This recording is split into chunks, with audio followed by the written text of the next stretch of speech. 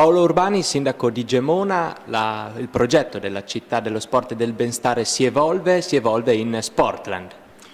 Sì, in effetti questo progetto innovativo che ci ha dato ottimi risultati sul territorio, oggi si evolve, fa un passo avanti, anzi meglio Gemona fa un passo indietro per fare un passo avanti all'insieme del progetto, perché 17 amministrazioni comunali ormai hanno aderito, ci sono molti privati e quindi è giusto che questo progetto, che abbraccia tutto il cuore del Friuli e una parte anche montana del Friuli, vada avanti con un nome innovativo riconoscibile in tutto il mondo e non solo a livello locale.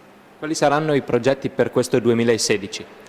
Beh, ci sono diversi progetti molto importanti, li sentiremo dopo, però posso già anticipare che ci saranno i mondiali di parapendio, oltre naturalmente a quelli europei, ci sarà il Giro d'Italia femminile, ma ci saranno anche tutta una serie di iniziative sportive collaterali molto importanti per il nostro territorio, che ormai trovano un punto fisso di riferimento e che vogliamo mantenere anche nei prossimi anni. Tante amministrazioni locali che hanno aderito, diceva, e tanti sport che si possono venire a praticare su un territorio ormai vastissimo.